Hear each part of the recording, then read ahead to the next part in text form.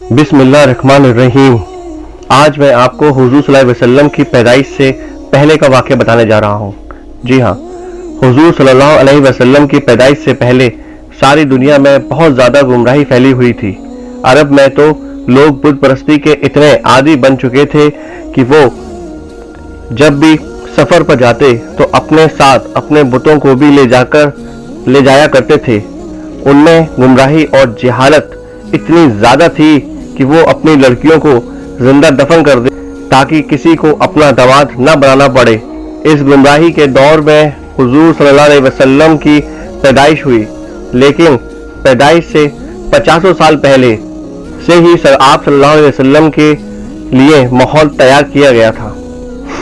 रिवायतों में आता है कि जमजम का कुआं जो कि हजरत इस्माइल अलैहिस्सलाम की एड़ियों से जारी हुआ था, उसे बाद में कबीले वालों ने दुश्मनी में आकर बंद कर दिया था। इसी तरह 300 साल गुजर गए और जमजम का कुआं इसी तरह बंद रहा और लोग भूल गए कि यहाँ मक्का में कोई जमजम का कुआं भी था। एक दिन हुजूर सल्लल्लाहु अलैहि वसल्लम के दादा अब्दुल मुत्तलिब रात में सोए हुए थे कि उन्हें ख्वाब में एक इंसान नजर आया जो कह रहा था कि पाक पानी का कुआं खोदो। अब्दुल मुत्तलिब अभी उस इंसान से कुछ पूछते कि इतनी देर में उनकी आंख खुल गई और वे परेशान हो गए कि आखिर ये कौन इंसान था जो मुझसे कह रहा था कि पाक पानी का कुआं खोदो। ये पाक पानी का कुआं है कहाँ? अगली रात जब वे फिर से सोए तो वही इंसान उन्हें फिर से नजर आया और वह कह रहा था कि पाक पानी का कुआं खोदो। अभी अब्दुल मुत्तलिब उस आदमी से कुछ पूछते कि उनकी आंख फिर से खुल गई। तीसरी रात हजरत अब्दुल मुत्तलिब ने फिर से वही ख्वाब देखा तो आज ख्वाब में ही उस इंसान से पूछने लगे कि आखिर ये पाक पानी का कुआं क्या है और कहाँ पर है। उस इंसान ने जवाब दिया कि यह जमजम का कुआं है जो तुम्हारे दादा इस्माइल अलैहिस्सलाम के लिए जारी किया गया था और 300 सालों से बंद पड़ा है। ए अब्दुल मुत्तलिब, तुम सुबह काबा शरीफ के पास जाकर बैठ जाना और एक कौवा आएगा और एक जगह पर 3 बार अपनी चोंच मारेगा। बस समझ जाना कि जमजम का कुआं उसी जगह पर है। सुबह अब्दुल मुत्तलिब काबे के पास जाकर बैठ गए। कई घंटे गुजर गए। दोपहर का वक्त था लेकिन अभी तक कोई कौवा नहीं आया। वो उठकर अपने घर की तरफ जाने लगे। तभी अचानक वहां एक कौवा आया बोलता हुआ आया और फिर एक जगह पर 3 बार अपनी चोंच मारी और उड़ गया। अब्दुल मुत्तलिब समझ गए कि वो जमजम का कुआं इसी जगह पर है। हजरत अब्दुल मुत्तलिब ने उसी वक्त तमाम मक्का वालों को जमा किया और कहा कि ए मक्का वालों, वह जमजम का कुआं जो हमारे बाप इस्माइल अलैहिस्सलाम के लिए जारी किया गया था वो इसी जगह पर है। मुझे ख्वाब में अल्लाह की तरफ से बताया गया है कि उस जमजम के कुएं को जाकर खोदो जो 300 सालों से बंद पड़ा है। यह सुनकर मक्का वाले कहने लगे कि अरे अब्दुल मुत्तलिब, कहाँ तुम इन चक्करों में पड़ रहे हो? उस जमजम के कुएं को बंद हुए 300 साल गुजर चुके हैं। अब तो वह बिल्कुल खत्म हो गया होगा और उस कुएं का क्या भरोसा कि हम इस कदर मेहनत करें और फिर हमें कुआं ना मिले तो हमारी तो मेहनत सारी बर्बाद हो जाएगी। इतना कहकर मक्का वाले अपने घरों को वापस चले गए। अब्दुल मुत्तलिब ने कहा कि ए लोगों, मैं तो ये कुआं जरूर खोदूंगा, मुझे अल्लाह पर पूरा भरोसा है। अब्दुल मुत्तलिब का उस वक्त सिर्फ एक ही लड़का था, उसका नाम हारिस था। उसी को साथ लेकर अब्दुल मुत्तलिब वो कुआं खोदने लगे। उस वक्त मक्का की जमीन पथरीली थी, वहां मिट्टी नहीं थी बल्कि जमीन पर पत्थर ही पत्थर थे।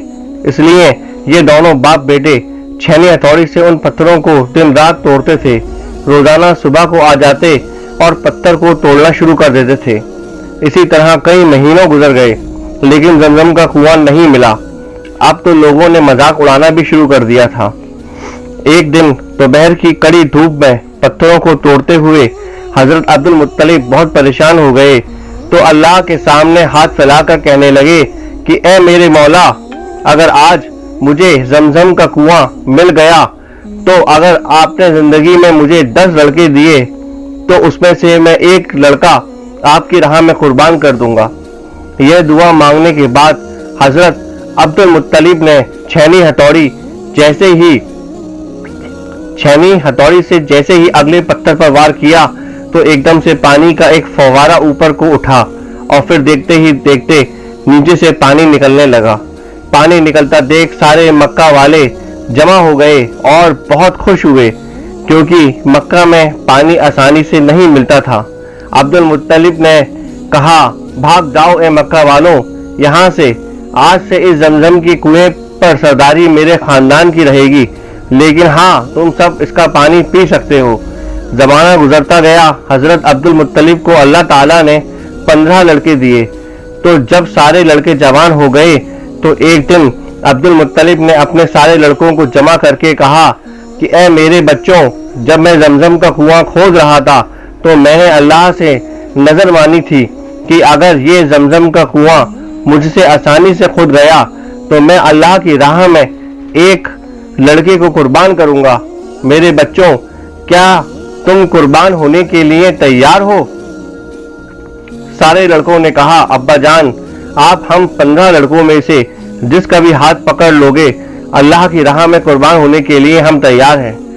عبد المطلب کہنے لگے کہ میں ایسا نہیں کروں گا، یہ نا انصافی ہوگی، اس لیے میں 15 پرچیاں بناؤں گا اور سب میں لکھوں گا کہ اس لڑکی کو نہیں ذبح کرنا ہے، لیکن ایک پرچی میں لکھ دوں گا کہ اس لڑکی کو ذبح کرنا ہے۔ اب وہ پرچی جس لڑکے کے ہاتھ میں آئے گی اسے اللہ کے لیے ذبح ہونا پڑے گا۔ سب نے کہا، ٹھیک ہے ابا جان، ہم تیار ہیں۔ پرچیاں بنا کر لٹائی گئیں، سارے لڑکوں نے اپنی اپنی پرچیاں کھولی تو سب میں نکلا کہ اس لڑکے کو ذبح نہیں کرنا ہے، لیکن جب حضور صلی اللہ علیہ وسلم کے باپ حضرت عبداللہ نے اپنی پرچی کھولی تو اس میں لکھا تھا کہ اس لڑکے کو ذبح کر دینا۔ ذبح والی پرچی حضرت عبداللہ کے ہاتھ میں دیکھ کر عبد المطلب بھی تڑپ اٹھے، کیونکہ حضرت عبداللہ لڑکوں میں سب سے چھوٹے تھے اور بہت خوبصورت تھے۔ عبد المطلب اپنے سارے لڑکوں میں سب سے زیادہ عبداللہ سے محبت کرتے تھے، اور مکہ والے بھی حضرت عبداللہ سے ان کی شرافت کی وجہ سے بہت محبت کرتے تھے، لیکن عبد المطلب سردار آدمی تھے،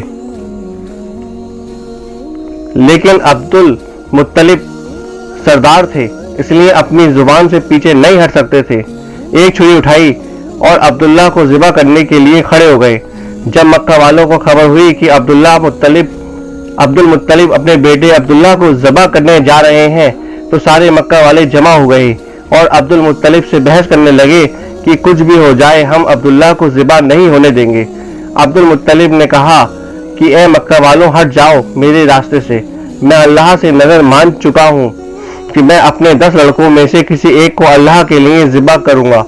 اتنی دیر میں عاص بن وائل جو مکہ کے بڑے سرداروں میں سے تھے وہ سامنے آ کر کھڑے ہو گئے اور کہنے لگے کہ اے عبد المطلب، آج چاہے تلواریں چل جائیں اور خون کی ندیاں بہہ جائیں پھر بھی ہم عبداللہ کو ذبح نہیں ہونے دیں گے۔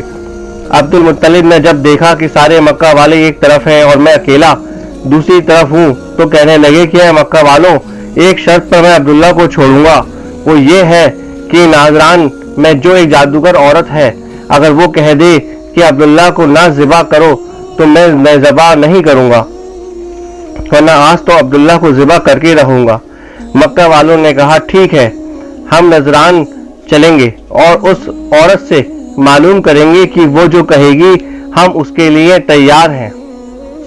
اس کے آگے کا واقعہ میں آپ کو دوسرے ویڈیو میں بتاؤں گا۔